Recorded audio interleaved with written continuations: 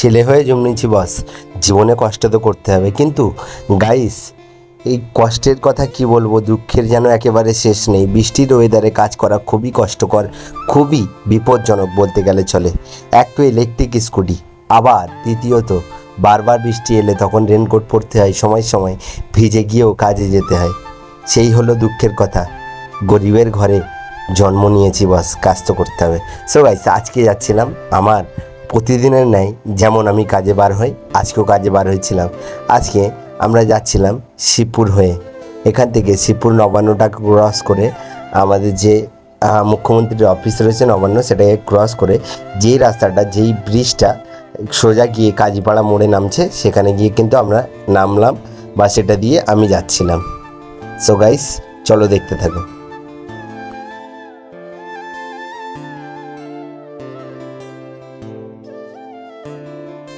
So বন্ধুরা, তারপরে দেখতে পাচ্ছ কাজীপাড়াটাকে ক্রস করে অ্যাভানির দিকে যেতে, অর্থাৎ শিবপুর যে অ্যাভনি মল, সেই অ্যাভনি মলের দিকে যেতে তোমরা দেখতে পাচ্ছ যে আমি যাচ্ছিলাম। তো আজকে ছিল ফ্রাইডে, তো সকাল থেকে আমি কিন্তু কাজ করিনি সকাল থেকে, কারণ আমাদের জুম্মার নামাজ থাকে, তোমরা ইতিপূর্বেও জানো। এই হচ্ছে অ্যাভনি মল, তোমরা দেখতে পাচ্ছ। তো যে কথা বলছিলাম, তো আমাদের জুম্মার নামাজ থাকে, সেই কারণে জুম্মার নামাজ কমপ্লিট করে এবং নামাজটা করে অল্প মতো খাওয়া দাওয়া করে আমি কিন্তু বেরিয়েছি। আরবানে যেমন ভালো, আরবানের কিন্তু ব্যাক সাইডেও কিছু আছে। তোমরা যদি ব্যাক সাইড জানতে চাও তাহলে আমার ভিডিওগুলোকে বেশি বেশি করে শেয়ার করো।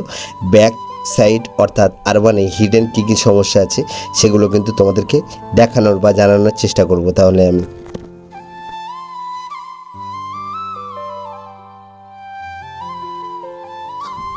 বন্ধুরা, তোমাদেরকে একটা কথা বলি, সেটা হচ্ছে আমি প্রত্যেক দিন ভিডিও বানানোর চেষ্টা করি এবং প্রত্যেক দিন যখন কাজে যাই একটু হলেও কষ্ট করে তোমাদের জন্য ভিডিও বানাই। তো গাইস, আমার ভিডিওগুলোকে একটু বেশি বেশি করে শেয়ার করার চেষ্টা করো এবং বিশেষ করে আমার ভিডিওগুলোতে লাইক করে, এবং তোমাদের কোন জায়গাটায় আমার মনে হয় যে এটা ঠিক করা দরকার বা কোনো কিছু তোমাদের যদি পরামর্শ থাকে সেটা কিন্তু কমেন্ট করে আমাকে জানাও। তো গাইস, আমরা যাচ্ছি লিলুয়াতে, জিটি রোড লিলুয়া। সেখানে কাজ আছে আজকে। আজকে ফ্রাইডে, আমাদের ইতিপূর্বে বলেছি যে আজকে ফ্রাইডে, এবং দুপুর পর নামাজ টামাজ পড়ে বার হয়েছে। দেখা যাক, চলো দেখতে থাকি। সো গাইস, এখান থেকে এই যে রাস্তাটা যাচ্ছে, এখান থেকে বিশেষ করে হাওড়া হাটের দিকে রাস্তাটা যাচ্ছে। আর আমরা রয়েছি ফসল রোড, বা এখানে লোকাল যারা রয়েছে বা লোকাল এরিয়ার লোক এটাকে ফলসা রোড বলে থাকে। এটা হলো অ্যাকচুয়ালি ফসল রোড। তো এই ফসল রোড দিয়ে আমরা যাচ্ছি হাওড়া যে হাট আছে সেই হাটের দিকে, এবং ওই হাওড়া হাট বা হাওড়া কোর্টের পাশ দিয়ে বা হাওড়া হসপিটালের পাশ দিয়ে আমাদের যে ডেস্টিনেশন আছে সালকিয়া হয়ে আমরা বেরিয়ে যাবো লিলুয়া।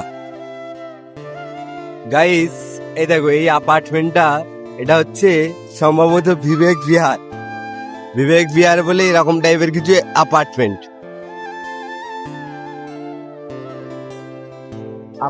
না, পুরো কমপ্লেক্স। এটা সম্ভবত ম্যারেজ হল বা কোনো ব্যাংকুয়েটস হবে এই পাশেরটা। আর আমরা রয়েছি দিয়ে হাওড়ার কাছেই রয়েছি। দেখা যাক, স্বাধীনতা দিবসের দিনে অর্থাৎ 15 আগস্ট যে চলছিল, ইন্ডিপেন্ডেন্স ডের দিনে এটা দিয়ে যেতে দিচ্ছিল না। মানে এখান থেকে নো এন্ট্রি করা ছিল। এই যে হাওড়ায় এই যে যাওয়ার রাস্তাটা রয়েছে, এখান থেকে নো এন্ট্রি করা ছিল। নো এন্ট্রি করে তো অর্থাৎ হাওড়া দিকে যেতে দিচ্ছিল না।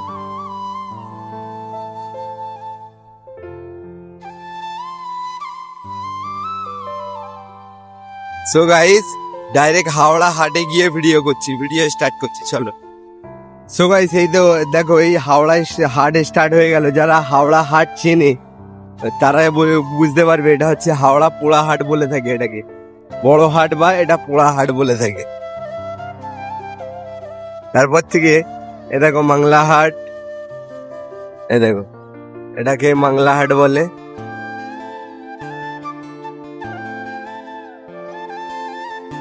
এখানে ফেমাস রাজ পাঞ্জাবি, হাফিজ পাঞ্জাবি এখানে দোকান রয়েছে।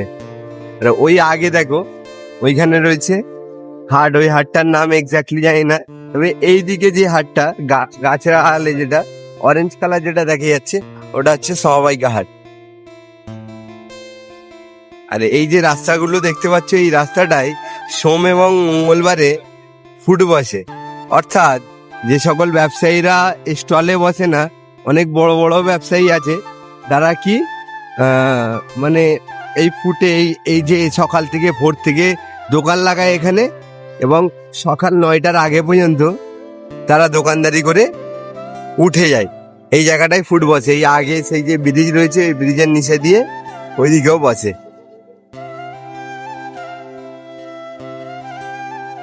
সো গাইস চলো ডাইরেক্ট এবার লোকেশনে গিয়ে দেখা করছি তোমাদের সাথে।